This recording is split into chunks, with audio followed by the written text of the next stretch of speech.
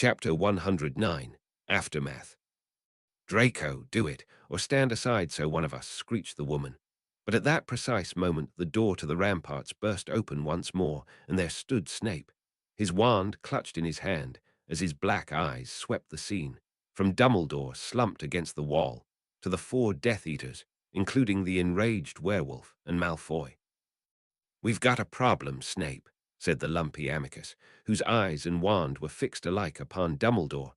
"The boy doesn't seem able." But somebody else had spoken Snape's name, quite softly. "Severus." The sound frightened Harry beyond anything he had experienced all evening. For the first time, Dumbledore was pleading. Snape said nothing, but walked forwards and pushed Malfoy roughly out of the way. The three Death Eaters fell back without a word. Even the werewolf seemed cowed. Snape gazed for a moment at Dumbledore, and there was revulsion and hatred etched in the harsh lines of his face. "Severus, please." Snape raised his wand and pointed it directly at Dumbledore. "Avada Kedavra." A jet of green light shot from the end of Snape's wand and hit Dumbledore squarely in the chest. Harry's scream of horror never left him. Silent and unmoving, he was forced to watch as Dumbledore was blasted into the air. For a split second, he seemed to hang suspended beneath the shining skull, and then he fell slowly backwards, like a great rag doll, over the battlements and out of sight. Professor Snape had Draco, and Draco was frozen like a rabbit in his grip, it seemed.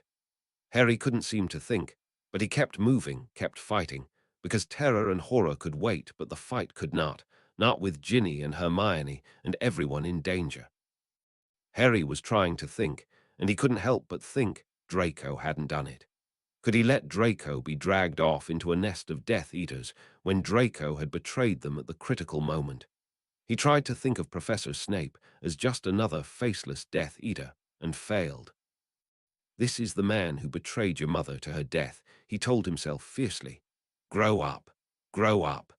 Curse him into the ground now and worry about it later." Mustering all his powers of concentration, Harry thought. "Levy, no, Potter," screamed Snape. There was a loud bang, and Harry was soaring backward, hitting the ground hard again, and this time his wand flew out of his hand. He could hear Hagrid yelling and Fang howling as Snape closed in and looked down on him where he lay, wandless and defenseless as Dumbledore had been. Snape's pale face, illuminated by the flaming cabin, was suffused with darkness, just as it had been before he had cursed Dumbledore. "I don't think I'll ever forgive you for this," Harry said conversationally, before lunging for his wand. It was blown out of his reach. "Stay down, idiot," Snape said, something awful in his tone. "If you want to live. Run away, if ya want to live." This delightful conversation was interrupted by a very angry hippogriff. And then Harry had Hagrid to deal with, and the body, and Harry was crying too much to think. Sirius would help him get revenge. Sirius had been right the whole time, right to worry, right to threaten, right to be watchful. Sirius understood about revenge. They could hunt down Snape and Pettigrew together. Something about it didn't feel right, but probably that was Harry's heart breaking into 1,000 tiny pieces. He did not want to leave Dumbledore's side. He did not want to move anywhere. Hagrid's hand on his shoulder was trembling. Then another voice said, "Harry, come on." It was Hermione. She took his hand and led him away. He went numbly. "This was your best plan," he whispered. "This." She swallowed and said, "I need you to focus now, Harry. We need a leader." "A leader? You let me," I had to watch. "Because I'm not a good enough actor," he snarled in a vicious whisper. "I'm sorry," she said, and she was crying. He hugged her because she was Hermione and she was crying. "I can't do this, Harry. I don't know what to do. I haven't known what to do for months." "Right," he said numbly. "We need to go to the hospital wing. Bill's hurt." So that was what they did. "And Dumbledore believed that," said Lupin incredulously. "Dumbledore believed Snape was sorry James was dead. Snape hated James." And Harry was silent, because he realized he wasn't a good actor. He didn't know his lines in this play. He just wanted to join in Fawkes' song and never have to think about Snape again. The conversation flowed on without him. Hermione, too, was silent. Harry saw, pale and tearful. Ron was holding her hand. Harry was pulled out of his haze for only one comment. "Sirius would want you two to go for it," he said. "I'll set him on your tail, Remus, if you don't."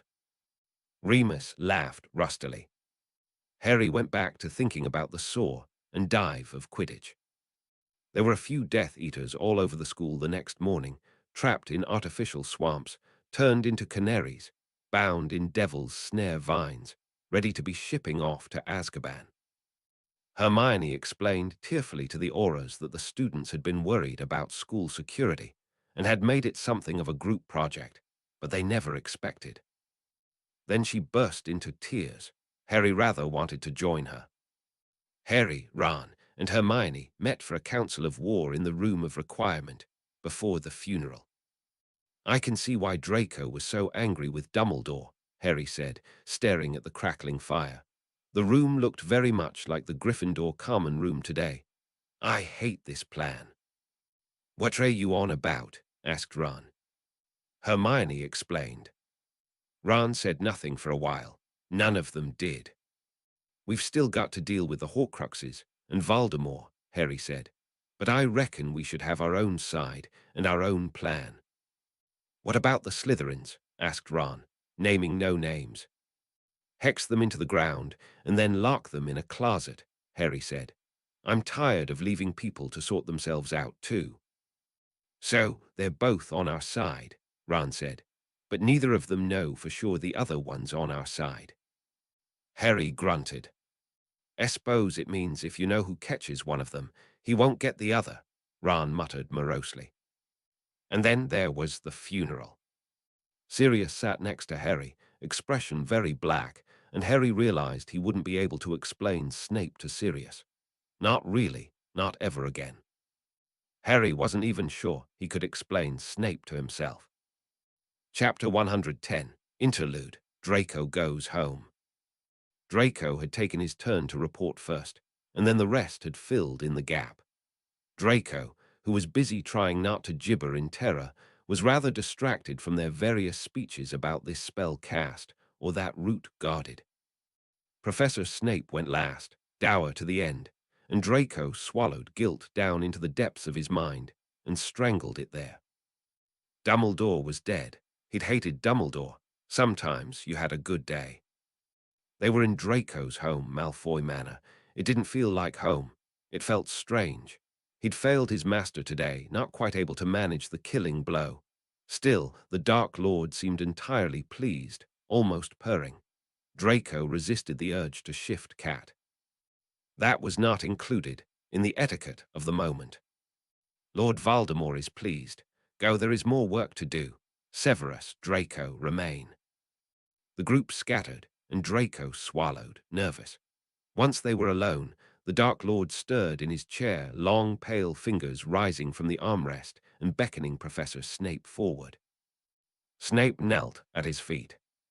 "Tell me, Severus, you truly struck the killing blow." "Yes, my lord." "You see, all is possible if you trust in Lord Voldemort. Did you think we would be here again a year ago?"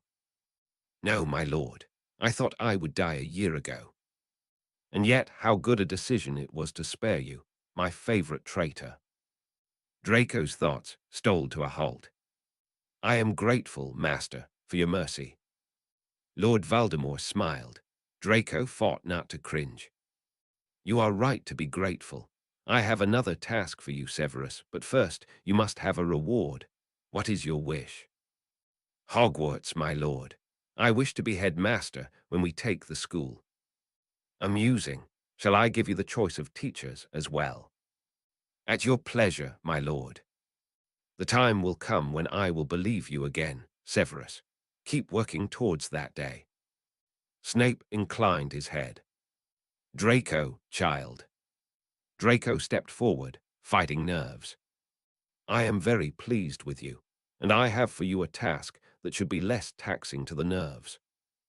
Draco flinched and then wasn't sure why he had. He was just jumpy, he supposed. Still, given sufficient motivation, you rose to the occasion, as I knew you would. Your next task is to watch over Severus here. He has certain weaknesses that the Order has shamefully taken advantage of, and we would not want him to falter. I don't think I can fight Professor Snape and win, my lord.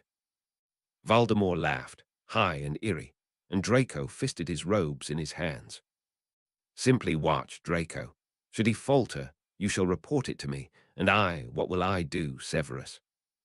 Use your opponent's weakness against them, Snape recited. Yes, in this case, his students. Starting with you, Draco, so it would be in your best interest to convince him that he must remember his place. Yes, my lord. This is a confidential assignment. Do you understand? Yes, my lord, I understand. Tell anyone, and die horribly. Now, Severus, tell me, what were the final moments like? Did you enjoy it in the end? I always enjoy the kill, Master, he said. Draco had wondered how Professor Snape had been managing to stay so calm. Yes, Severus. He said, Severus, please. Lord Voldemort laughed for a long time. Now, as for the promise you will make me in exchange for Hogwarts and your students' continued safety, Voldemort's red eyes met Draco's. You are dismissed, Draco. Draco bowed as low as he could and fled. Draco, cried a wonderful, familiar voice, and Draco was swept up in an embrace. Hello, Mother. You've grown. I've been busy. Yes, I've heard. I'm very proud of you. You look so tired. Come along. For a few hours, Draco decided he could let his mother take care of things. After being a cat for a while, with a bowl of fresh cream and some chicken, and curling up in his mother's lap to purr throatily and not think, Draco was having a much better night. Narcissa. Hello, Severus, his mother said warmly. I'd get up, but he is tired, I expect. Thank you. Has he told you of his next assignment? Oh no, I had hoped. What does our Lord wish? I am to tutor Draco, and he is to assist me. In due time, I expect to be appointed headmaster of Hogwarts, and I will need an able deputy among the students to keep order during the transition. That sounds wonderful, Severus. You'll look after him. I will do my best. Draco decided he was done being quiet. He hopped down from his mother's lap and shifted human, adjusting his robes. May I show you to one of the guest rooms, sir? Certainly, Draco. Good night, Mother. Draco got a hug, which he endured without rolling his eyes. They strolled together up a flight of stairs and into one of the guest rooms. So I'm to keep an eye on you, Draco said. Make sure you're doing as is best. Apparently so, Snape said, dead dry. Draco thought about a moment a month ago, when he'd looked at Professor Snape and thought perhaps he could trust him. I suppose I should mention, sir, that I defected to the, how did he put it, the right side 6 months ago. I've been working with Harry Potter. If you'd like to turn me in, now would be the time. Professor Snape swiveled on his heels to stare at him. Draco stared back, too tired to be scared. Perhaps he was brave after all. If you don't believe me, sir, you can use legerdemacy. Professor Snape laughed rustily. Harry Potter is going to be the death of me. Very well. I will take you up on that offer of legerdemacy. Make it convincing, Draco. Draco let his occlumency barriers fall and met Professor Snape's eyes. They fell into his mind, into memories of Harry, memories of even memories of Hermione and Greg. Draco was standing in his parents' guest room, blinking at his professor. Very well, we will not speak of this again. We will not think of it again. If it becomes necessary, I will do what is needful in a way that does not implicate you. And yes, your first lessons, I think, will be in occlumency. You can improve there. I'd thought, that is. You have escaped detection so far, yes, but the Dark Lord is not stupid. Far from it. You must bury this so deep within your mind even you do not know it. Subtlety. In all things subtlety. But now go to sleep. I'm sorry I couldn't. I didn't want you to have to. Professor Snape eyed him for a silent moment. I should much rather I had done it than you, Draco. I have worried about you. You've given me a measure of hope tonight. Draco nodded. Good night, sir. Good night, Draco. Draco did not find it easy to sleep that night, but he hoped, he had done the right thing. Chapter 111. After the funeral. Moving felt much more bearable than sitting still, just as setting out as soon as possible to track down the Horcruxes and kill Voldemort would feel better than waiting to do it. He turned. Rufus Scrimgeour was limping rapidly towards him around the bank, leaning on his walking stick. I've been hoping to have a word. Do you mind if I walk a little way with you? They had never met before, so Harry felt he had to be reasonably polite. You're a very well-guarded young man, you know.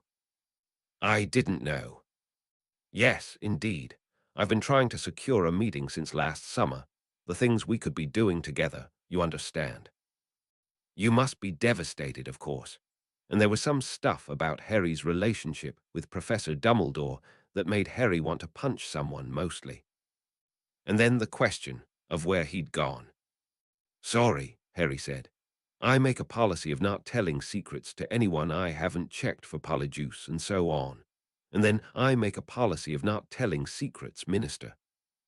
Such loyalty is admirable, but, and the Minister said some more words, Harry should probably be paying attention. Auras at your disposal. I don't need any auras, I don't think, Harry said. I can't think of a use for them. Your protection is one of the Ministry's priorities, Harry. I think you should be being, what's that word, proactive. You seem like you're spending all your time defending things. Send your auras out to find some Death Eaters and lock them up, all right. The conversation went exceedingly well from there. Harry, who had learned to evade questions at the Severus Snape School of Evading Teachers, was vaguely bored. Harry talked to Ron and Hermione for a few minutes before seeking out Sirius. All right, Harry asked. I should be asking you that. I already know how I am. I used a few dark curses in my time before James got on to me about it, and I got my head on straight. Right now I want to dust them off and go hunting for Snape's hide. Harry shot him a sideways look. Doesn't using dark magic lead to cackling and general? Evil, yes. Don't turn evil, Sirius. I'd have to lock you in a closet. HMPH. Come on, kiddo, let's go home. You want to come to Godric's Hollow with me sometime soon? Harry asked, as they drifted off towards the departure line to say goodbye. Harry had one day more at Hogwarts with Ron and Hermione first. Chapter 112, Roman 7, Recruitment Failures. Sorry, Harry, Sirius said, pulling on his cloak. I know I said I had time this morning, but Kingsley needs me to help out. That's all right, Harry said mildly. Sick I am, boy. The black potion octopus bounced off 3 walls on its way to Sirius, and expanded in a stretch of gummy black into a bundle of tentacles that bound Sirius, arms to his side, and stuck him to the hallway wall. Sirius gave him a look, and then blinked. I solved the finite incantatum problem, Harry continued, still mild. So we're going to talk for just a few minutes, because I checked with Kingsley, and you're not on shift this morning. You're out trying to hunt down Snape again. So you'll take a break for a couple minutes from trying to get yourself killed, while I say something. You're not keeping me locked up here with Dudley. I'm going to Bill and Fleur's wedding. I'm picking up Ron and Hermione there, and I've got stuff to do. I'm not going back to Hogwarts to get locked up there for another year. If you think I or the Order are going to let you get yourself killed, you've got another thing coming. Little tricks like this notwithstanding, Harry, you're a long way from fighting an adult wizard creature. Master Cold, asked the house elf, garbed in a large Christmas-themed teetotal and a curtain cord. Get this thing off me. Yes, master. The potion melted away, and Harry sighed. House elf magic. He'd have to deal with that one, too. Good try, Harry, Sirius said with some good cheer. And we can talk about the wedding. I want to see everyone, too. The rest of it. Not a chance. This whole having a parental figure who cared about you, Lark, was pretty hard to get used to. At least it gave him someone to practice his potioneering on. He was not, despite the temptation, going to copy Hermione's plan to obliviate her parents. He didn't think Sirius would find that the funny sort of prank. Harry slouched down to the kitchen and threw himself into a chair. Dudley, his strangely shrunken cousin, was making breakfast. I still can't get used to you doing your own cooking, Harry commented. Dudley was now Uncle Vernon-sized, as opposed to two Uncle Vernons. He wore a purple muggle shirt with a catchphrase from popular culture Harry didn't share with Jeans. The purple was definitely Daedalus Diggle's influence. It's not a big deal. I'm not making fancy stuff. Well, no, but we were kids. You were a pain, you know. I was I? Always doing weird stuff. I wasn't actually trying to do it, most of the time. Well, enough about it, will you? I don't even use that name anymore. I like Dig. It's got a good ring to it. Okay, Dig, Harry said doubtfully. Sorry, I'm just distracted. Trying to pick a fight with Sirius again, cause the geezer died. You are a font of wit and tact, Dig. Shut it. Harry, who wanted breakfast, shut it. He rather liked grown-up Dudley, Dig, and thought that Daedalus Diggle had had a very good effect on him. Dudley and Sirius, meanwhile, got along in an impenetrable discussion of music and engines, which had brought to Harry's attention that Sirius's best subject in school had actually been Muggle studies. It had been easy to convince Sirius they shouldn't move, despite the threat of Snape. After all, as far as Harry could tell, Sirius really wanted Snape to batter down his door so Sirius could kill him. For one thing, the new blood wards were holding so far. For another, there were new spells on the exterior of the house, including a nasty Dumbledore illusion and some things that left Sirius moody, dark-eyed and wild. Harry had had some snide things to say about people who used dark magic around impressionable children, and Sirius had told him to go to his room. Harry had gone to his room just for the novelty of it. Sirius had apologized the next day, and Harry had laughed. You know, I just went up to the potions lab after 15 minutes, right? Right, Sirius said, looking relieved. I'm lucky you're not actually young and impressionable, that's all. I'll get my revenge, Harry had promised him. Harry was still working on the revenge part, but like the whole household, it was a work in progress. He was also working on pinning Sirius down long enough to talk to him. He couldn't blame Sirius for being half-mad with grief, since Sirius had never really stopped being half-mad, but he could be cross with Sirius for being a good enough wizard that Harry couldn't keep him paralyzed for more than a minute at a shot. Sirius appeared to think it was a game. Some days, Harry thought it was a game too. Other days, Harry felt so wildly impatient he wanted to tackle Creature for enforcing Sirius' rule about staying inside all the time. The Ministry never had been happy that Sirius had never told them where he and Harry lived.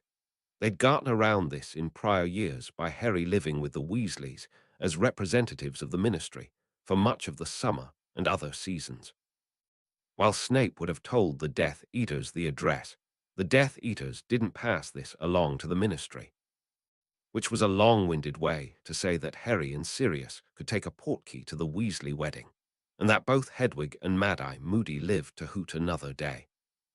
It was probable that Sirius took Harry's requests to talk casually because Harry seemed happy. He spent a great deal of time in his potions lab, working on possible recipes and ingredient combinations. Almost all of the work of potions could be done without magic or wand, after all, wand work only coming in during the infusing stage. Harry could easily prepare fresh ingredients, experiment with mixtures, and catch up on his reading without any problems with the trace, which he often almost entirely forgot about at Sirius House, where he'd never had any troubles with ministry letters. Harry, once he'd determined even the Black family library had nothing useful about Horcruxes, had settled down to have a bit of a break, which meant working on an idea he'd had, well, 4 ideas he'd had, but one in particular. Harry couldn't help thinking about all the people being put under the Imperius and his experiences with Polyjuice. It seemed to him that it would be nice to be the inventor of a potion not that did anything to people, but that undid bad things done to people. Cleansing elixir, he'd taken to calling it in his head. He was a unicorn, right? That was sort of his superpower. So why shouldn't he hark back to those old unicorn legends and come up with a potion that could clear harmful effects from the body and mind, reversing memory erasure and Imperius and Polyjuice and all those things that altered people? The base, obviously, would be unicorn hair and moonwater, but from there he hadn't made much progress. Pennyroyal and tears seemed probable, but the condition of the pennyroyal and the creature that shed the tears and their mood would matter a great deal. He didn't have the ingredients to experiment with it too much.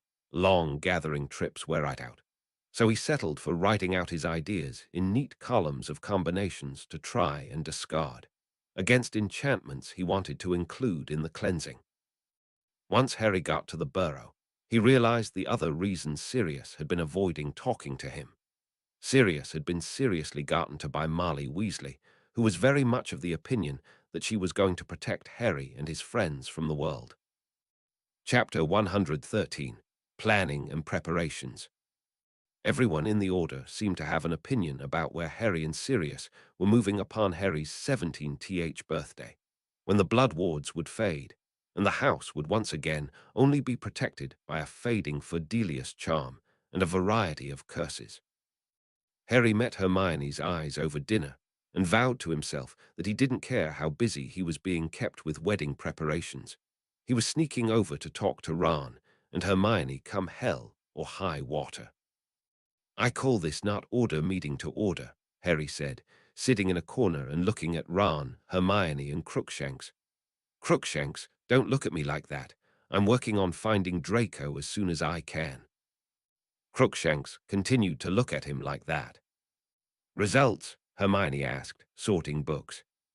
"Sirius is avoiding me. I think he feels guilty about not being there for the Death Eater attack on the school." "Ginny's in," Ron said.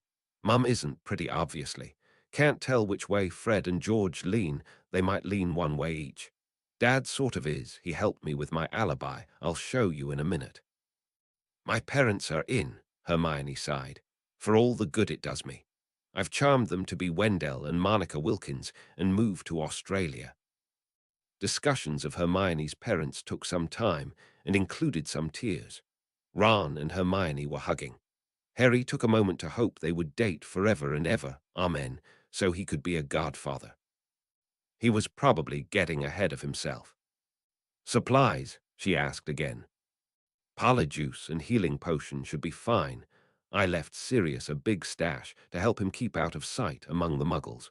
I don't think I want to think about what he'd deal with if they catch on where he's stationed," said Harry. "And I've been working on a couple new ideas people won't be expecting, but I won't be able to bring anything with me. I'm going to give some of them to Fred and George to mass produce for me." "I borrowed a tent," Ron said proudly. "Nice one, too, 2 stories, barely smells of cats." Harry and Hermione shared a brief look of muggle-raised commiseration. "I've double-checked our undetectable extension charms, and I'm trying to decide which books to bring," Hermione said. "Tell me about it." Harry definitely didn't whine. "There's really no such thing as a mobile potions lab. Someone needs to invent a lightweight collapsible cauldron for people on the move." "We'll work on that," Hermione concluded. "Next." "I'd kinda like to know where we're going," Ron pointed out. "I have a sort of list," Harry said. "In my head, Godric's Hollow, Malfoy Manor." "Places that are significant to Voldemort?" Hermione asked. That was a much better reason than Harry's had been. He decided to pretend that was it. "Right," Harry said quickly. Borgin and Burke's, that was his first job. They talked it over for a while longer. Hogwarts was added to the list, though they decided they needed an inside team to search there. It's not like these things are subtle, Ron pointed out. Big honking aura of evil. Hogwarts enchantments would hide that by suppressing it, Hermione said. Dark objects aren't very effective inside Hogwarts. This was so reassuringly like a Hermione history lesson that Harry found himself relaxing. I wish you were more comfortable on a broom, Hermione, he mentioned. I'm quite comfortable with apparition, she said primly. How are you two? No missing eyebrows, said Ron, pointing proudly to his existent eyebrows. I've been practicing as much as I can, said Harry, leaning back and looking at the ceiling. But I try to keep it spread out so it looks like people apparating around me, not me practicing. I don't have time for one last underage magic hearing. As if the ministry has time or political capital for that, Hermione said, and dove back into her pile of books like a seal. Ron came over to sit with Harry, looking at him carefully. You going to be all right going off, without Sirius being all right with it? Yeah, I've got to do it, don't I? I'm going to be 17 in a few days. Time to grow up. Mum thinks 17's a good time to be a kid, a while longer.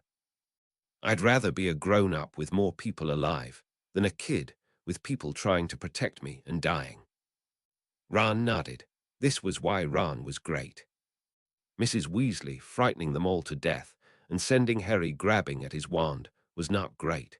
He had to take a minute before sorting wedding presents to calm himself down. He wondered how old you had to be before you could start telling young people to go easy on your old heart. Harry got into a screaming row with Sirius to celebrate his 17th birthday.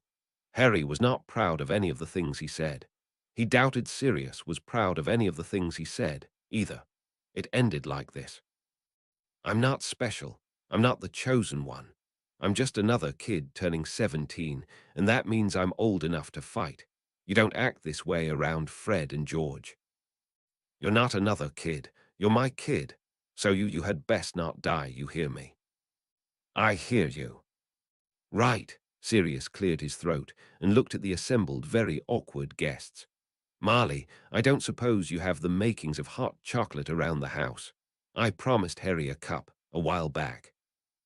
Hot chocolate was had by all, and Harry and Sirius were eyed by the French contingent as if they were dangerous, crazy people. Marley took a turn to cry and be comforted by Arthur. The sad part was that it was still up there, in Harry's top 3 birthdays. Wake up, kid! Harry startled awake from a confusing dream about a green baby screaming to see Sirius looming out of the dark. He loved Sirius, he really did, but Sirius was so creepy sometimes. We're going to talk for a minute. Grab your broom. Harry grabbed his broom. It turned out that when Sirius wanted to have a private conversation, you both ended up sitting precariously on the roof. Harry tried to look cool and calm, like he did this all the time. James and I loved the roof at Hogwarts, Sirius told him. We take our brooms up during the night. No one ever patrolled up there. Harry had been missing out answer, much at Hogwarts being busy with people trying to kill him. So what's up? Harry asked cautiously. He thought they were done with the fighting part. I can't seem to stop you, so how can I help? Oh, Harry had to take a second. Safe houses, Harry said after a minute. Lots of them all over. I don't know where I'll end up going. You're looking for something. I won't ask. I never asked Dumbledore, and he said we had to trust you. Said it was our only hope, actually. Don't just do it because of that. What if someone imperioused me? I'd be able to tell. Harry HMM'd thoughtfully and glanced sideways at Sirius. You trust me. I want Snape alive. I have some questions for him. Kid, I can't let you in the same room with him. Dangerous. Alive, Sirius, please. We haven't talked about him. You want to? Merlin, no. Sirius didn't push. Harry was very happy about that. Chapter 114. Many things happen differently. Harry's argument with Sirius had been based on his unwillingness to talk to Sirius about his presence and his plans as dinner was coming to a close. He had no time to think about Dumbledore's bequests that evening. Harry had particularly liked Hermione's answer to the ministers. "Are you planning to follow a career in magical law, Miss Granger?" Hermione had said. "Yes, among others, but that is beside the point." He'd seen that book of fairy tales before, somewhere, he was sure of it, in Dumbledore's office. In the library, the tales of Beedle the Bard, fairy tales. Harry fell asleep and dreamed. He was sitting in a library, reading a simple old book. He was oddly unable to move, his hands moving on their own. His fingers, long and white, pale and grasping as spiders, held the book ever so gently, as he flipped through the pages with familiarity. He'd done this before, many times. Harry woke breathless in the dark of early morning, Ron sleeping quietly in the room next to him.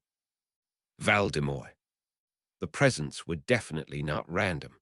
Was it too early in the morning to tell Hermione? It was definitely too early in the morning to be subtle about telling Hermione. Subtlety in all things subtlety, move delicately when your process is delicate. It would keep for a few hours, he decided, and lay awake, trying to figure out how all the pieces fit together. Nitwit, blubber, oddment, tweak. Dumbledore's mind worked in funny ways. Harry fell back to sleep for a little while. For some reason, Harry was exhausted in the morning, stumbling his way through the beginning steps of the wedding as if in a zombie movie. He still felt the need to do magic at every opportunity, though, because Howdn't. He kept pulling out his new watch and looking at it. Sirius had confided in him that he'd had to arm wrestle Marley for the honor of giving him his watch, and that if he wanted two of them, it might make things a little more peaceful and diplomatic. Harry, who relied on a pretty accurate and slightly magical sense of time, and had since he was a tiny child, mumbled something and fled for fear one of them would start having feelings, only to be ambushed by a couple hugs, one from Marley and one from Sirius. Harry looked at the watch a lot. It had belonged to Regulus Arcturus Black at one point, and Harry had felt quite fond of the man since realizing he ditched the Death Eaters to help destroy a Horcrux. Harry told Victor Crumb that Ginny was dating someone very huge and threatening, and Victor Crumb got into an argument with Mr. Lovegood about a symbol recently used by Grindwald. The Ministry has fallen. Scrimgeour is dead. They are coming. Harry saw Sirius with Remus, and didn't see anything else before Hermione was apparating them to London. Harry had never been more glad for his deep, abiding obsession with pockets. "I've got my cloak and polyjuice for everyone," he contributed. "This redhead'll wear off soon. I hope everyone feels like being brunette. I've been collecting the most boring hair I can find for a few years, but I didn't get the tent." "I've got it," Hermione said, and Harry whistled softly, because her purse was tiny and he had a lot of respect for her. "Well, I've got Pig," said Ron. Both Hermione and Harry paused to stare at him. "I'm not taking him out here, he's sleeping," Ron said, nudging them forwards. "I do listen to you fellows, you know. I've been training him to sleep days in my pocket." "Ron, I could kiss you," said Hermione. He grinned. "Don't let me stop you." She flapped a hand at him, but Harry caught her smiling. It was a nice, light-hearted moment as they scrambled to change clothes and down Polyjuice. "Can't take any more until this dose wears off," Harry muttered, frowning at himself. He pulled his pockets out of the pockets of his dress robes and snapped them into the pockets of the hoodie Hermione handed him. "Put your cloak on over everything," Hermione suggested, voice deepening slightly as she became a dun-haired boy with a forgettable face. "And let's go." "Do we have a plan?" Harry asked.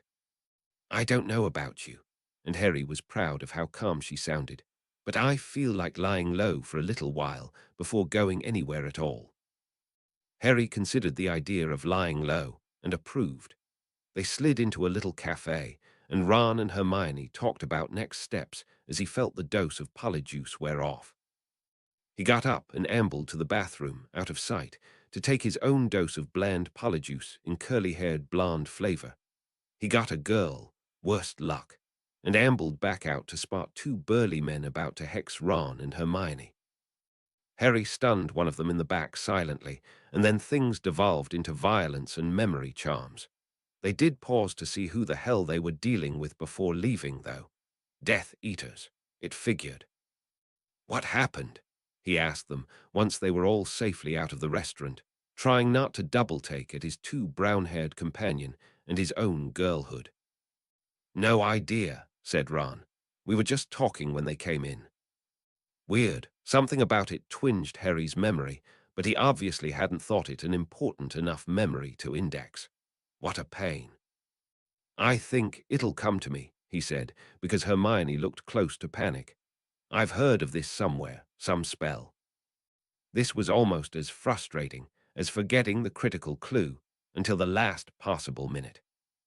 "Then we stick to the plan," Hermione said. "Find a place to disapparate to the countryside to have a think." And that's what they did. They ended up in the woods where the Quidditch Cup had been held, green and gold and beautiful. They sat down on patches of emerald moss and rather fell apart. Harry wasn't proud of it later.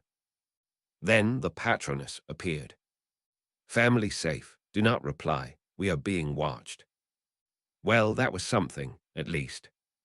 "Right," Harry said after a while. "I suppose we should get back to work." "Do we have work to do?" Ron asked. "No homework here."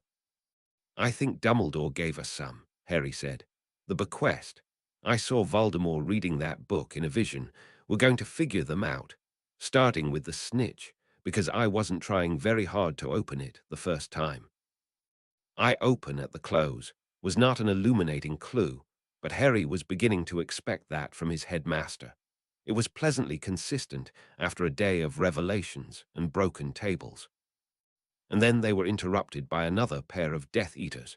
Harry was sodden with this.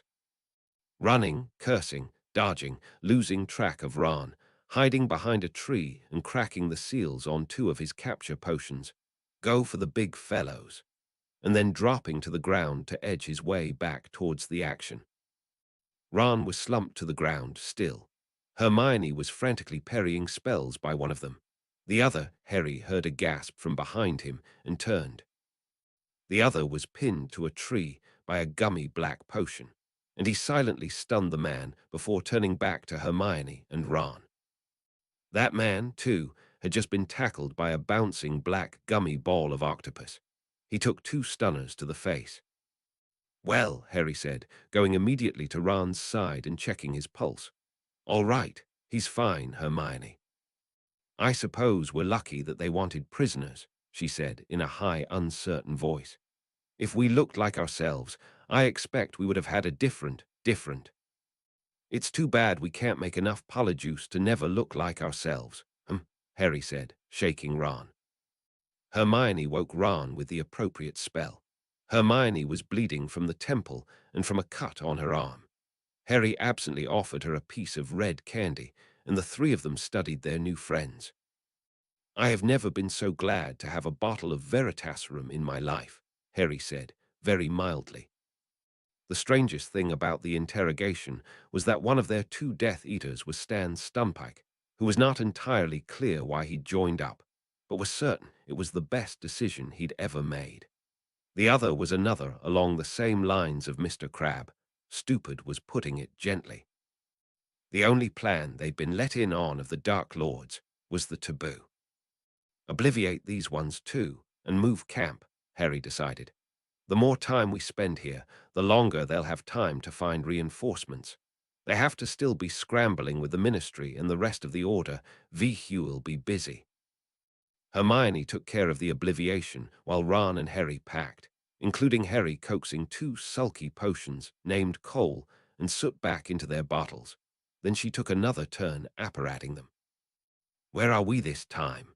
Harry asked, who was beginning to strongly suspect that all forests looked the same. "The Forest of Dean," Hermione said in what was now full night. "And I'm exhausted and hungry, and if anyone event thinks that name, I will hex them into next week." Voldemort, Harry thought, because he was naturally contrary. Chapter 115. The Taboo. He grasped his pounding head and fell to the ground. Then, in an explosion of agony, he felt the rage that did not belong to him possess his soul, saw a long room lit only by firelight, and the giant blonde Death Eater on the floor, screaming and writhing, and a slighter figure standing over him, wand outstretched, while Harry spoke in a high, cold, merciless voice. More roll, or shall we end it and feed you to Nagini? Lord Voldemort is not sure that he will forgive this time. You called me for this, to tell me that Harry Potter has escaped again. Draco, give Roll another taste of our displeasure. Do it, or feel my wrath yourself. A log fell in the fire. Flames reared, their light darting across a terrified, pointed white face. Harry drew his love around him like wings of fire, for Sirius and Ron and Hermione and yes, even Snape still, and thought carefully and clearly into the darkness between their minds. You should really work on your occlumency, you know. Aren't you supposed to be a grown-up? Crucio, Draco said, softly and clearly, and the man on the ground writhed again. You brought back nothing for me, Voldemort said, apparently ignoring Harry. The man on the ground babbled apologies. Draco, I's never leaving his task, said, I did retrieve a girl I thought could be useful, my lord, but not regarding Potter. Her name is Luna Lovegood, and she is the daughter of the owner of the Quibbler. I have heard the name before.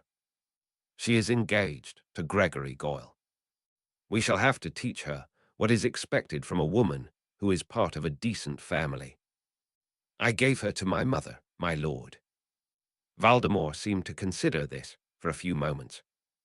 Avada Kedavra, Voldemort said, and Roll was dead, just like that. Harry wished he could close his eyes.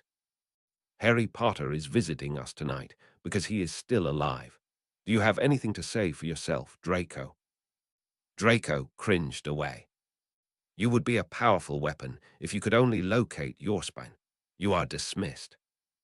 Harry dropped away from the vision, fighting the pull of the anger that still flared through his scar, and was back in the darkness of the Forest of Dean. Harry, it was Ron. Ron, we don't have to move again, I don't think. Can we talk about it in the morning? They had to talk about it that night. Not that they got anywhere, all still too tired and battle-weary for anything but babbling and falling asleep mid-word. They slept very late the next morning and dawdled around their new campsite. Hermione demonstrated the anti-tracking wards she'd put together, and Harry demonstrated his eavesdropper detection spell. Figuring out which spells should be added to the campsite became the problem of the day, though Hermione walled herself off around lunchtime to read the tales of Beedle the Bard, and Ron and Harry spent the next few hours arguing about Ron's owl. Ron, for obvious reasons, wanted to warn his family about the taboo. Harry wanted to warn Sirius, and also to not lose Ron's owl to a cutting curse. Harry also wanted to lead an assault on Malfoy Manor, which met with equal parts disbelief and anger from both Ron and Hermione. After all, hadn't Harry learned anything the last time? The only thing that running after hostages would do was to have him take more hostages. It wasn't that they were truly angry with each other. It was that they were all adjusting to the idea that there wouldn't be a teacher to swoop in to whisk them off to a hospital wing or a parent to scold them for running into trouble. There was just more trouble, day after day, and no way to tell what was happening in the wizarding world. The problem is, Hermione said over afternoon tea, prepared around a small blue fire, I think this was the plan. The Order is the decoy, the larger threat of adult wizards, with a sneak attack coming around from the back that no one really believes will be a threat because we're kids. We're not supposed to have contact with the Order, I don't think. I could really grow to hate Dumbledore's plans, Harry said, and took a meditative sip of his tea. The problem is, I think it might be rather a good plan, said Hermione. So what, we just focus on the Horcruxes while our friends and family are attacked, tortured. Unless you want Val. Don't say it, yelled Ron. Hermione looked down into her tea. "'S all right," said Ron, relaxing slowly back into his seat. "It'll just be my job to remind you too." "You were saying," Harry asked, after an awkward pause. "Unless we want him coming back when our children are grown up and having them fight him," Hermione said quietly. "Someone has to deal with the Horcruxes. We've got time, clues, supplies. No one else has any of those. We'd have to swing back by Grimmauld Place if we want basilisk fangs," Harry commented. "I haven't carried them around since one of them melted a hole in its wrapping and halfway through the dragon skin around that. They're all in a big stone box there now." "Did Snape know about them?" asked Ron. "No," Harry said after a moment. "I never did have a reason to mention it to him. I thought he'd say something snide about swanning my way into danger again." "Good," said Ron. Ron had still not forgiven Snape for Dumbledore. Since Hermione and Harry hadn't either, they didn't argue. In the end, the only message they dared send was via the Decoins, which now read taboo. Say name of Inwa and de summoned. Spread word. Realistically, the only person they'd managed to warn was Neville. Chapter 116. Events at Malfoy Manor. There was something very disconcerting about watching Luna Lovegood following his mother around like a blonde sort of duckling, wearing his mother's idea of acceptable robes for a girl. She looked naked somehow without her ridiculous glasses and hats and earrings and spectacles, in simple dark blue robes with her hair straight and glossy and under control. She looked, in fact, eerily like he might have if he was a girl, Draco thought. Draco was not really sure this had been a good idea. He looked down at the little piece of stone in his hand, which shifted restlessly from a rosy granite to a shiny feldspar to a white marble to a sparkly variety of mica, before returning to the granite. He should probably avoid developing any more nervous habits. He should probably stop thinking. Thinking never led anywhere good. Granite, marble, mica, feldspar, granite, mica, marble. There was a hiss. Draco glanced up at his mother, who just pinched Luna's arm. "Manners," his mother hissed. Draco had been a tiny child the last time his mother had been stressed enough about his manners in public to react so openly about them. Luna folded her hands. She'd been fidgeting again. His mother never could abide fidgeting. "Mica, granite, quartz, marble." "Draco, darling, what are you doing?" his mother asked in a dangerously sweet voice. "Practicing, mother. I have an idea for a new sort of transfiguration, but I need to practice on small things first. Remember, dears, composure." Draco was beginning to wonder if his mother had forgotten that Luna wasn't his sister. Well, she did have a lot on her mind. "Mother, I was wondering if I could go see Father." "Your father wishes you to concentrate on pleasing the Dark Lord, Draco," his mother said, lips thin and white. Draco took this to mean his father did not quite comprehend that Draco had a task for the Dark Lord and that his father was not doing well. At least his mother had Luna to focus on. Luna's knuckles were white as she clasped her hands together. "That doesn't look very composed, Luna," he drawled, glad to have someone beneath him in the hierarchy of people yelling at each other. She glared at him, huge blue eyes narrow. "Ragsbuds, you're not doing anyone any good," he said severely. "Think of a nice book or something." Honestly, he should have left her to get caught in the crossfire at the burrow. Someone probably would have dragged her to safety.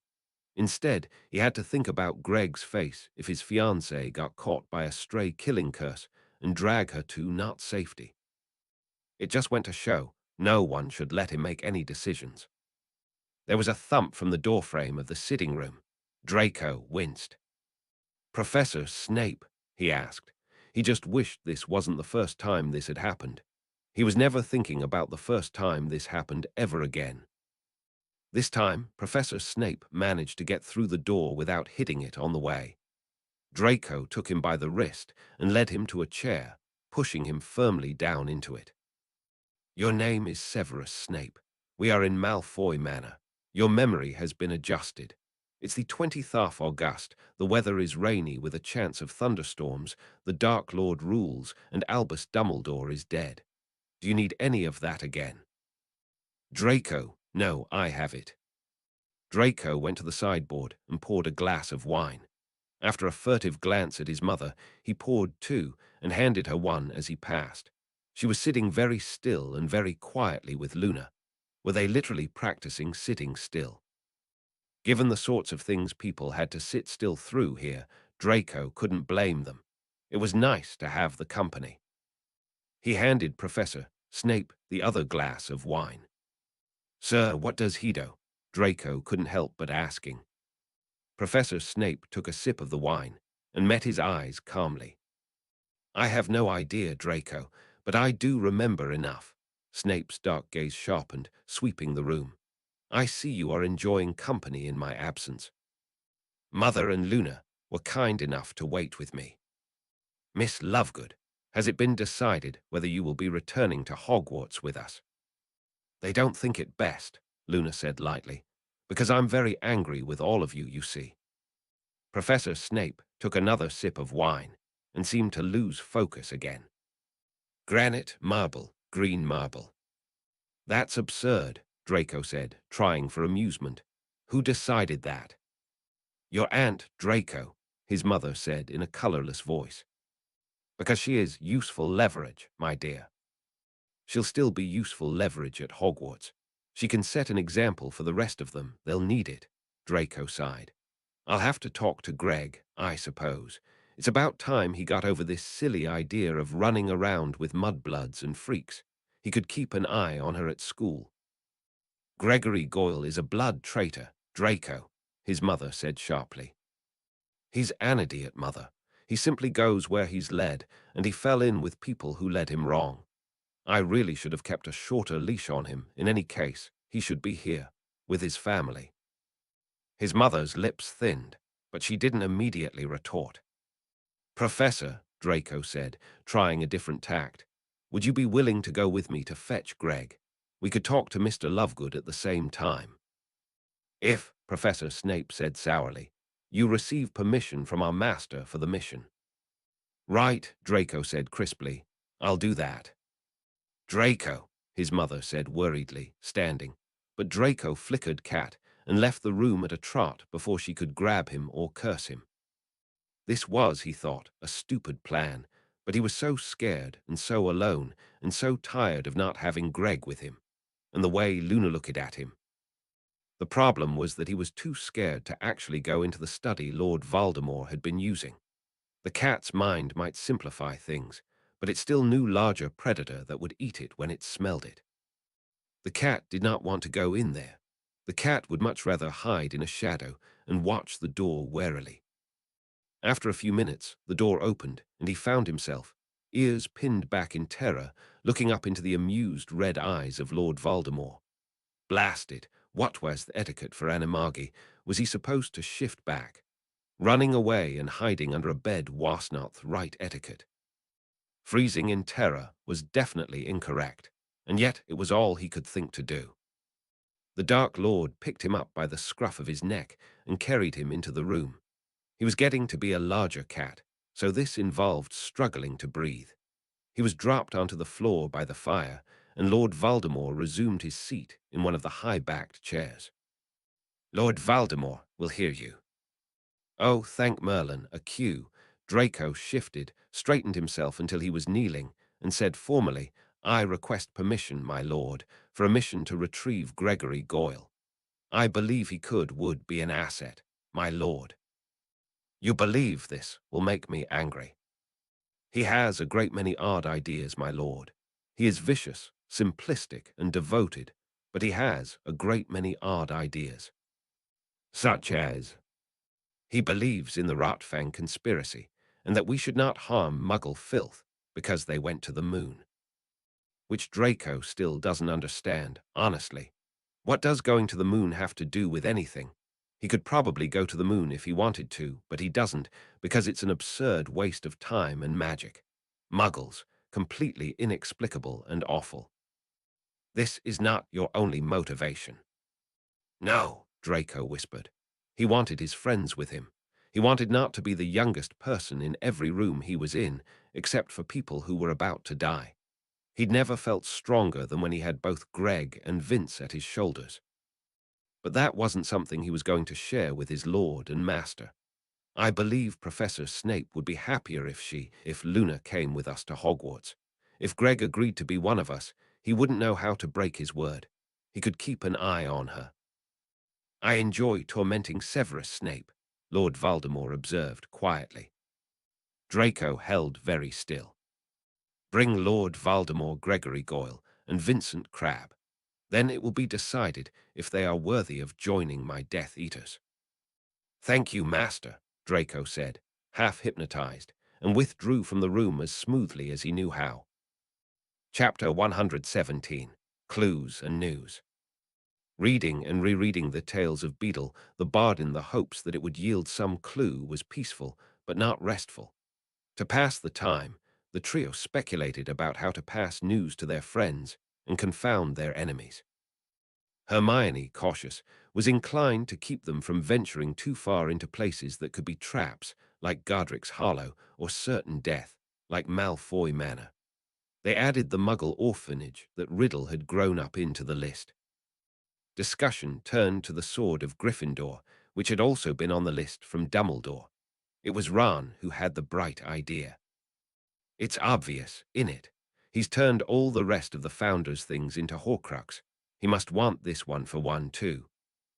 We can't let him have it, Harry said firmly, imagining having to destroy that magic sword the way the locket had been destroyed. But we don't know if it's still at Hogwarts, said Hermione. What are we going to do, go back and check? Harry perked up. That's exactly what we're going to do. We're students, aren't we? We sneak in on the train and the enchantments won't get us. It's not like we're not allowed. We get the sword and talk to Draco and Neville, get some news. That's just a couple weeks away. We leave through the statue of the humpbacked witch when we're done. Ron and Hermione looked very doubtful. Struck by the idea, however, Harry ploughed on as persuasively as he knew how. We know that school better than anyone. We've got a map, and when Ito checked there for Horcrux, it's too bad we don't have Greg with us. He's like a sniffer dog for them. I don't know, Harry, said Hermione. You've been saying that they'd expect me to go to Godric's Hollow, right? Does anyone expect us to go to Hogwarts? They won't be watching for us there, not really, because they don't know about the secret passages. We could keep away from the populated areas, use the invisibility cloak, move around at night. Harry could see the plan catch on in Ron's mind, but he kept watching Hermione. I'm sorry, Harry. There just aren't enough contingency plans. Anything could go wrong there, and we'd be trapped. It's a fortress. So we bring another way out, Harry said and paused, thinking. A portkey? No. Brooms, said Ron. If they'll fit in your magic bag, Hermione. We can always fall out a window or jump off the top of the tower that way, Harry agreed. The large problem of where to go next became the smaller problem of how to get there and where to steal brooms from, which became the even smaller problem of what disguises to wear for a quick trip to Diagon Alley for supplies, a couple of cheap broomsticks, a visit the bank, and a swing by Borgin and Burke's, which everyone agreed was a great jumble of dark things to potentially hide a dark thing in. And the apothecary, Harry said. I need more supplies if we're going to keep depending on polyjuice and somewhere to brew potions in safely. I'm sure I saw a spell for air circulation in the standard book of spells, Hermione said, fingers obviously itching to dive back into the reassuring world of research. What can I do, mate? Ron asked. Harry blinked at him. Oh, right. Ron wasn't a bookworm type, quick as a whip in a fight, and the best guy to have in your corner, but not happy in a book the way he and Hermione were. Keep us on task, Harry said. You know, I go running off after daydreams and forget important details, and Hermione would forget to eat and sleep if we let her. You're the one who spent the last year coaching a team, aren't you? Well, not really, mumbled Ron. Really, Harry said firmly, sensing incipient self-doubt. Not happening. Suppose if I'm going to be the aura, someone give me some parchment. I'm going to organize our clues. Parchment was dutifully handed over. Ron glanced over at him. What do you think? Do I look like a proper detective? Just need a pipe and a deerstalker hat. Why would a hat stalk deer? It's a muggle thing, about a famous detective called Sherlock Holmes. This time, their disguises were a blandly pretty black-haired boy, a black girl, and a tall, skinny black-haired man. Harry typically got the girl again. Hermione pointed out to him it wasn't a picnic going the other way either. Where'd you get the money for all this stuff? Ron asked him as they strolled casually into the leaky cauldron early on the morning of August 24th. I thought the ingredients were expensive. I've been selling stuff for years, you know, Harry said, attempting to be casual. It just adds up after a while. Your brother, he's helpful. Oh, right, said Ron, who never had been one for capitalism despite his own protestations to the contrary. The leaky cauldron was nearly empty, and the two patrons who were having breakfast were engaged in a whispered argument over a newspaper. Harry and Ron, he was pretty sure that was Ron, exchanged a worried glance. Diagon Alley was covered in posters of Harry's face.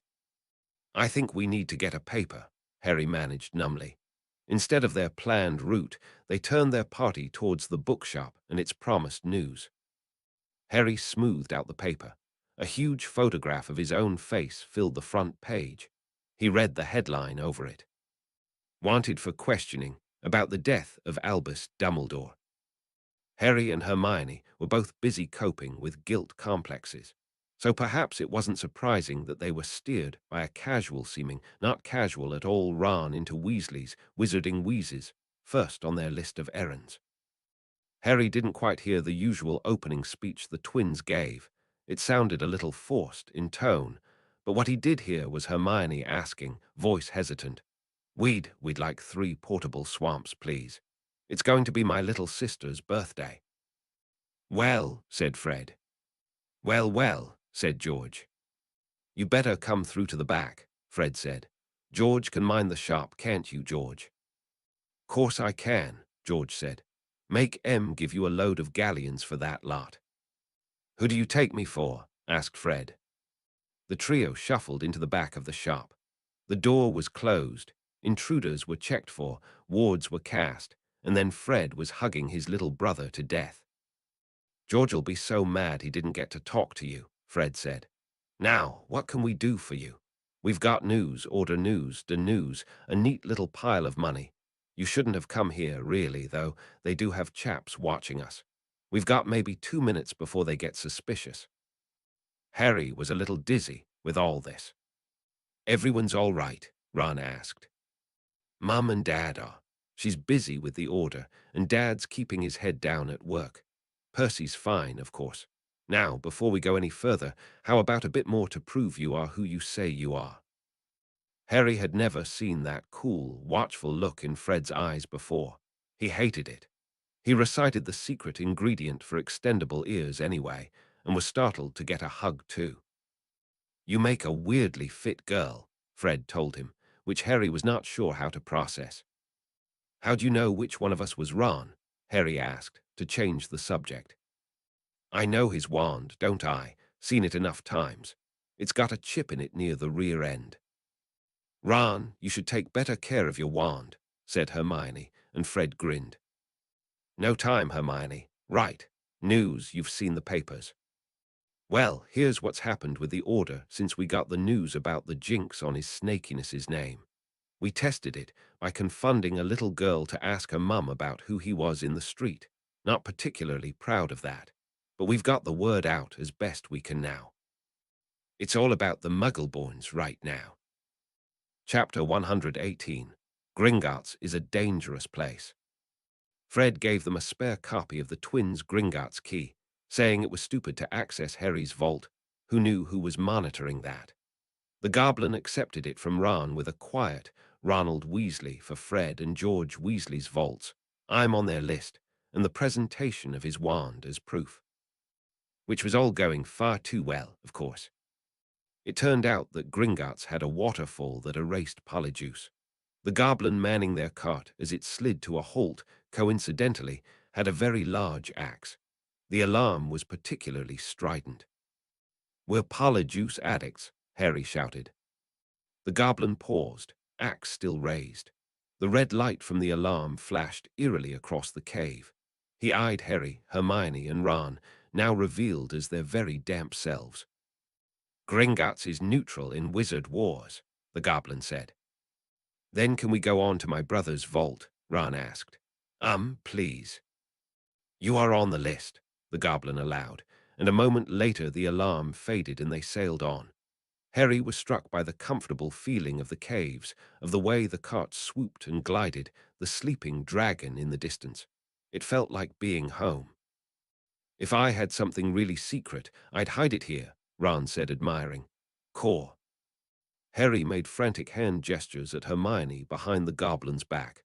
Hermione, sadly, did not speak frantic hand gesture. "Do you think there's any chance of goblins not remaining neutral?"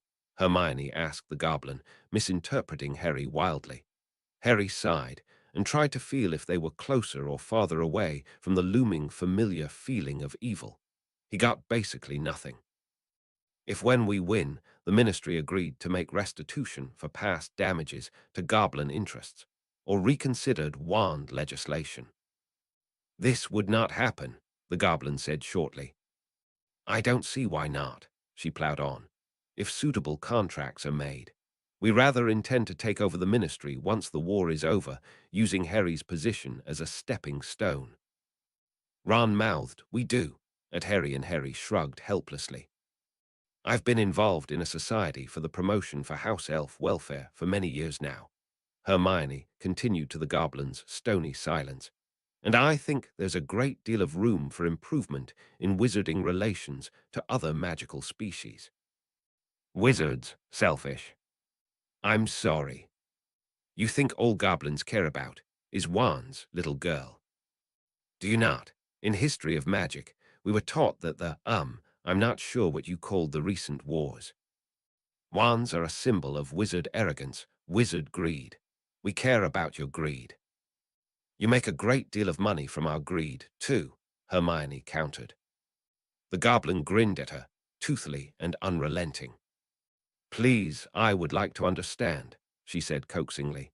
"Is there a book on the subject I could read?" They plunged down a dizzying incline, and Ron and Harry yelped. Hermione, on the trail of knowledge she didn't already have, didn't even notice, gaze firm and intent on the goblin's sour fang. "It is not long enough for a book," the goblin said shortly. "Wizards are thieves." "I don't understand. Your classes do teach that goblins are the master craftsmen of the world. We make. Wizards pay for the use, and then they steal. I'm sorry, they buy it, and then they steal it. They rent it, and then they steal it." This went around and around for a few minutes, and Harry began to suspect the goblin of stalling them by taking them along an extended path. He checked his wand, because if they were going to have to break out of a bank while fighting Death Eaters, well, they'd break out of a bank while fighting Death Eaters, he supposed. "Oh, you mean they lease the weapons and jewelry and so on and don't return them? Why didn't you just say so? Can't you take them to court to retrieve the items?" "Wizard courts, wizard laws." "Surely wizard laws include the concepts of leases," Hermione protested. "Muggle law includes tons of leases. Everyone leases their land from the crown, after all." "Wizards," the goblin said, in a dangerous tone, "do not obey contracts." Hermione scowled furiously at the cavern ceiling. "When I'm Minister of Magic," she said after a furious pause, "I'm asking goblins to take over the court system as well. Honestly, between this and imprisoning people without trials and it's all saucily. How does anyone ever get anything done?" "Wizards," the goblin said, ears perking up for the first time in this conversation, "do not get things done. They squabble and they play tricks and they breed. There are books about what the magical economy was like before we took it over." He grinned toothily. "It was silly." "Merlin," Hermione said with feeling. Harry patted her shoulder tentatively. Hermione, we can't fix everything today. Come on, we need to get on with our errands. He gave the goblin a narrow-eyed look. I'm sure the vault isn't much further. The goblin flicked an ear in acknowledgement, and indeed, it seemed the vault was just around the bend. Magically. Maybe frantic hand signals had their place after all. Harry had the feeling that if Hermione wasn't so big-hearted, so prone to thinking the best of things with sharp teeth and sharper ideas, that they would have been a big old, let's get along, present for Voldemort. Instead, they left the goblin outside the vault watching them as if they were tasty little lambs, ripe for the plucking. Harry was probably mixing his metaphors. On the other hand, he knew a predator when he saw one. Chapter 119, Harry Alone. The conversation with Mr.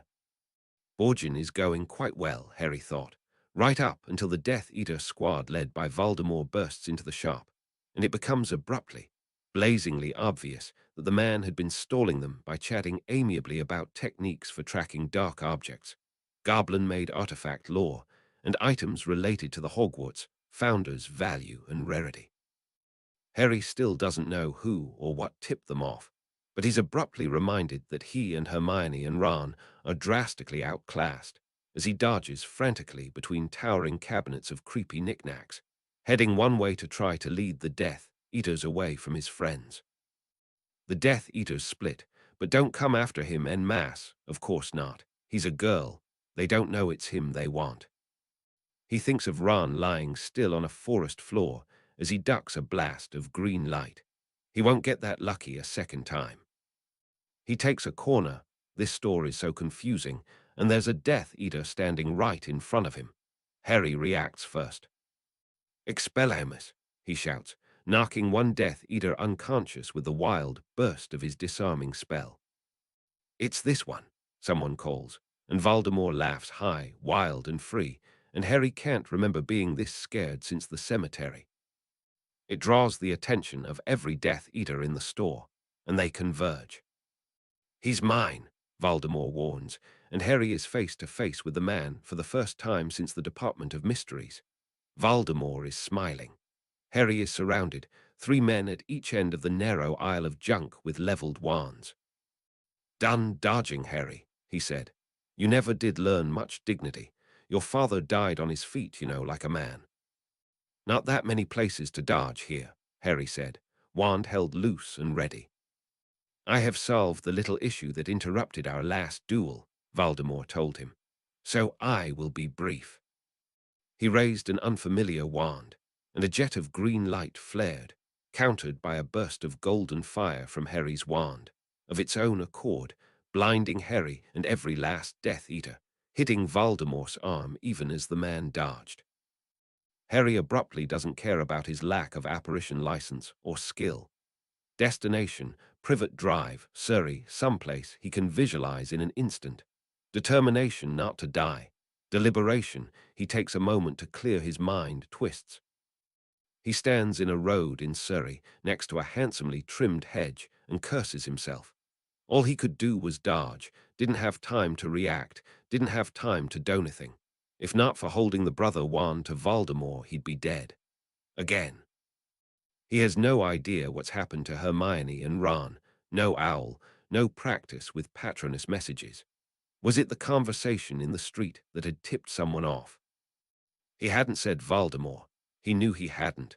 But Hermione had called him when she'd been telling him off for thinking about breaking into a bank. Harry started walking down the street, hands in his pockets, trying not to think about his friends, faces still and dead like Cedric. He never should have let them come, gotten them involved. He should have argued.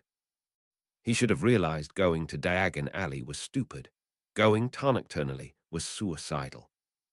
He needed to get under the shelter of wards right now.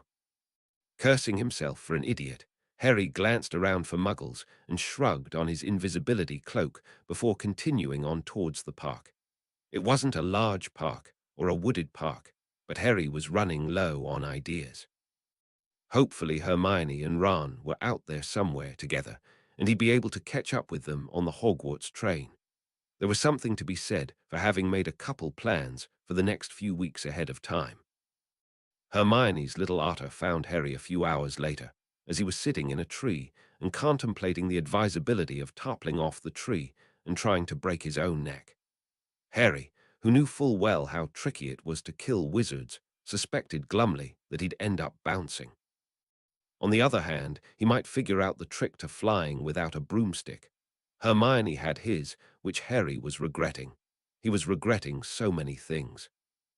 If he'd died, he'd never have been able to tell Snape he might probably forgive him someday, assuming he stopped being quite so much of a self-destructive git.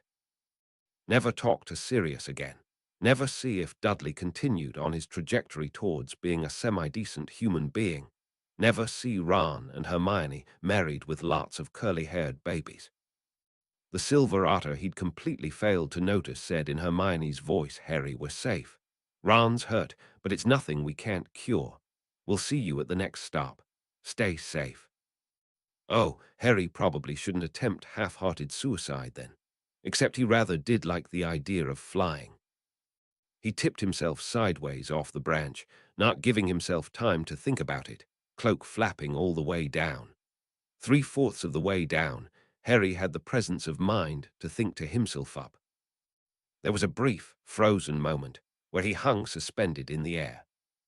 Harry hit the ground, hard, right side a blaze of agony, right wrist a mass of pain. Grass was soft, but it wasn't very soft. That, Harry thought to himself blurrily, had been a stupid idea. The worst part was, it had worked. He'd felt that moment of flight, like being on a broomstick, and the pain in his wrist was certainly distracting him from feeling sorry for himself.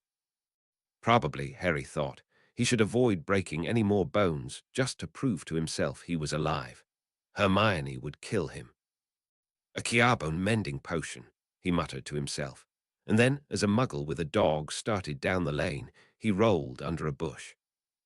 There was a twig in his eye. His wrist was still probably broken. His friends were somewhere far away. He was definitely not going to be able to change his mind about breaking into Hogwarts if he wanted to find his friends again, and his wand was setting things on fire with a mind of its own. Today had started out so well. Harry got nothing particularly useful done over the next week and change. He had to wait before meeting the Hogwarts Express and his friends. He kept moving, practicing his terrible apparition and much better pickpocketing skills. Being invisible was very helpful with that. On the off chance that Hermione and Ron had the same idea, he stopped by the Muggle orphanage that had been on their list, as someplace away from wizards that he might be able to do something productive at. It was an office building construction site. Harry, rather spitefully, stole an executive's sandwich from his lunch on a bench out front. It was tuna. Surprisingly good tuna, actually, with crunchy onions and a nice spicy white sauce, maybe horseradish, and a soft Kaiser roll, which was not thepant. A good sandwich was not going to stop Harry's bad mood, even if the sun had come out and birds were chirping at him attractively from the park across the way. Harry was angry and lonely and afraid, and he wasn't going to be cheered up just because. A little girl was playing with a puppy. The puppy, a setter, was yapping and jumping and cute, and Harry found himself grinning from under his cloak as he watched the little girl tell her puppy he was her horse, and she was a knight, and they were going to save the world. He was leaning against a wrought iron fence in the middle of Muggle London, all alone, and Muggle London was wonderful. They had no idea what was happening in the magical world, the danger they were in. Harry would do a lot to keep these people safe, happy, and unafraid. He ate the last bite of his sandwich, tucked his hands into his pockets, and wandered off towards the tube station, humming a song by the Weird Sisters. Chapter 120, Back to Hogwarts. There were guards at the train station, but there was only so much they could do to corral a seething mass of nervous children. Harry used his cloak and the sheer chaos of the situation to drift past them. Draco seemed to be in his element, ordering people around and yelling at things, with both Crabbe and Goyle at his shoulders. It was like old times, really. He slipped up the train steps and started ambling down the corridor, staying to one side. It was early, but most of the compartments already had someone in them. He recognized Neville, some girls from Ravenclaw, Pansy, Parkinson, Neville again. Harry backtracked. This compartment had Neville sitting in quiet conversation with a hulking Slytherin he vague recognized. Talk about suspicious, if you knew Neville. He slid the compartment door open, stepped in, and had two wands pointed at his face. Did one of them have a chip at the end? By golly, it did. He tugged off the cloak to show them it was him, and got twin hisses of, "Put that back on." Ignoring this, Harry hugged them, then put the cloak back on. "I've been practicing my disillusionment charm," he said quietly, after a few minutes to catch up and confirm identities with quick questions. Ron, Neville, was a little quiet, but Hermione made up for it with a babble of noise. "Who wants to be invisible and ride in the luggage racks?" "Luggage racks," Ron groaned. "Luggage racks," Harry agreed. "I've done it before, it's easy to nap." This was a blatant lie, and his friends believed him. He loved his friends. "Harry," said Hermione, "I don't think this is a good idea. Not after Diagon Alley. I wouldn't have even come if there had been another way to reach you and another place to meet." "Next time, if we get scattered, meet at number 12, Harry suggested. "It's still under the Ferdelius." "Probably a trap," Ron grunted. Harry glanced at him. Neville's face was rather pale and clammy. "What's wrong, Ron?" "He got cursed, Harry. We're not sure what it is, and I have it confined to his arm, but it's not good. I'm actually looking forward to having access to the Hogwarts library to cure him." For a brief, shining moment, Harry thought about turning a problem over to Professor Snape and having the problem just go away. Then he shoved the memory to the side and got on with business. Disillusionment and sneaking and hiding, because nothing made you feel better about your crusade than hiding from thugs and sneaking into your old school and not being sure you could win a straight fight with the most minor of your enemies. Well, he could probably still beat Draco. That had to be a plus. Harry did not end up dozing in his luggage rack, though he did end up brooding about what he was going to do about Ron's arm and Professor Snape.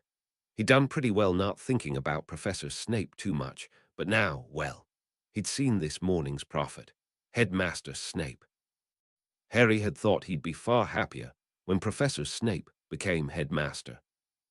Harry slept and dreamed of hiking somewhere abroad to look for someone with a weird name. Sneaking off the train was trickier than sneaking onto it, and Harry now had luggage-shaped bruises. What Harry had noticed, however, with a pleased sort of warm feeling, was that the Death Eaters were undermanned. The train only had a few pairs of goons, plus Slytherin prefects roaming, and the students seemed to have a parade of crying or questions or trick items to play. Thankfully, Hermione was wonderful at confounding people, and they were all extremely invisible. Duck through the great hall to the staircases, up one floor, across a long gallery to the second staircase, up 2 floors. Hermione was leading, and Harry was getting rapidly lost, across 2 hallways of classrooms, and into a dark classroom with model cars, Muggle-style desks, and a computer. "I thought so," Hermione said. Her pallor juice had worn off. "Muggle studies isn't likely to be taught this year, is it?" It was weirdly like setting up camp in the forest. The same tent, the same wards, the same breathless nerves until under cover. Harry ducked into the tent and ended up in their living room. It was dingy, with a brown tartan couch, and smelled faintly of cats. It made Harry feel wistful for Arabella Figg's house. Hermione was hugging Ron, who was inspecting a hand that had turned black and grey with faint hints of ooze. Harry perched on a chair arm and said, cautiously, "I'm sorry I got you both involved." "Harry," Hermione protested, "we'd have been involved anyway, honestly. You're not starting that again, are you?" "I didn't think I'd really said it properly the first time." At which point Ron claimed dibs on choosing the topic of conversation, because he was the one whose arm wanted to fall off, and suggested Harry cough up a pain relief potion and some curse-breaking ideas. Harry coughed up, got out of his pockets a pain relief potion, and said, "The best curse-breaking idea I have is to ask Professor Snape to fix it." "No," said Ron flatly, "and have him do me, in the way he did Dumbledore." Everyone took a collective breath at that one. "Sorry," Ron said, not sounding sorry at all. "But no thanks, I'd rather see what we can do." "Then I guess, Library Hermione?" Harry asked. Hermione nodded, looking worried. But Harry noticed she didn't advocate going directly to Professor Snape for help. Harry had few certainties in his life. He was going to fight Voldemort again. Ron and Hermione were his friends. He loved Sirius. Professor Snape wanted him alive. Harry could not, however, honestly say that he thought Professor Snape particularly wanted Ron alive, so he held his tongue. The library might work.